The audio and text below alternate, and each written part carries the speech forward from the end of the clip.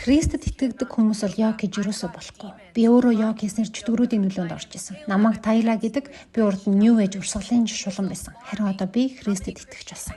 Христэд итгэгч хүмүүс йогыг хамгаалж байгааг харах үнэхээр аимшигтай. Йог гэдэг нь зүгээр нэг сонголт эсвэл дасгал хөдөлгөөн биш. Йог гэдэг нь нэгдэл буюу Хинду бурхадтай өөрийгөө холбох уяах гэсэн утгатай. Бүх биеийн байрлал, поз бүр нь өөрсдөө гэсэн утгатай. Та янз бүрийн байрлалд оруулахдаа, амьсгалын дасгал хийхдээ, дуу аялахдаа яагаад хийдэг юм бэ? Хинду бурхтыг дуудах, өөрийн бие рүүгээ уран залж байгаа хэрэг.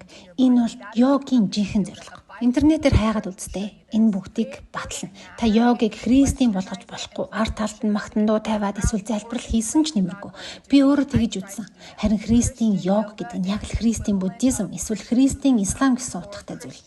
Үнэн хэрэгтээ йог бол шүтэн шүтгүүл. Сонголт хийн гэдэг нь заавал йог хийх гэсэн утгатай бол биш. Энгийн хөдөлгөөнүүд за жишээ нь хөлөө тэнээлэх эсвэл бүхтээж байгаад хуруугаараа хөлийн хуруугаа хүрэх болвол жишээ нь йог бол биш. Харин жинхэнэ йогийн байрлалууд бол жирийн сонголт биш. Сүнслэг хүчийг дуудах зорилготой биеийн мушгиралтууд юм. Яг йог хийж байхдаа би нэг төрлийн амар амгалан эрч хүчийг бол мэдэрч ирсэн. Гэхдээ тэр нь бурхны жинхэнэ амар амгалан биш. Өөр их сурвалжтай хиймэл амар амгалан байсан. Би залбираад ч нэмэр болоогүй.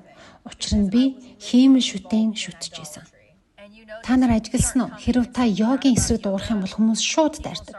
Сэтгэл дээр харааж, занал хийлээд ууралж эхэлдэг. Яагад гэвэл тэдгээр чөтгөрүүд илчлэгдэж байгаа болохоор тогширдог. Жишээлх юм бол дайчин 1, дайчин 2 гэх мэт байрлалуудыг хийхдээ Кали, Шива бурхтыг дуудаж байгаа хэрэг. Тэднийг та интернетээс хайгаад үзтээ. Үнэхээр аимшигтай дүр төрхтэй. Гавлын ястай, цус тусалж байгаа амтай, соёотой, цогцсдээр зогссон байдаг. Эдгээр нь бол чөтгөрүүд. Библиэлд ч тэднийг чөтгөр гэж тодорхойлдог шүү дээ. Тиймээс та зүгээр сонголт хийж байна гэж бодсон ч үнэндээ өөрийн биендээ чөтгөрийг урьж байгаа хэрэг. Та гүн гүнзгий мэдмээр байвал Breaking Demons Chains буюу чөтгөрийн гинжийг таслах номонд йогийн тухай бүхэл бүтэн бүлэг байгаа.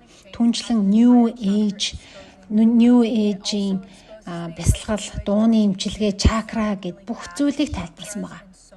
Сүм, Христийн сүм сэрэгцэг болсон. Бид одоо чөтгөрийн тоглоомор тоглохоо болох хэрэгтэй. Бид ийм нүгэлтэй практикт оролцож байхдаа ариун, цэвэр, сүд бүсгүй болж Есүсийн эрхийг ухтаж чадахгүй шүү дээ. Харин та нар сэрдээ таро карт, зурхай, тэр йогийн дэвсгэр энтрээ хаяад Библийн атгацгаая. Бурхантайгаа зөв харилцаатай байцгаая. Танд энэ видео таалагдсан бол цаашаага олон хүнд түгээгээрэй.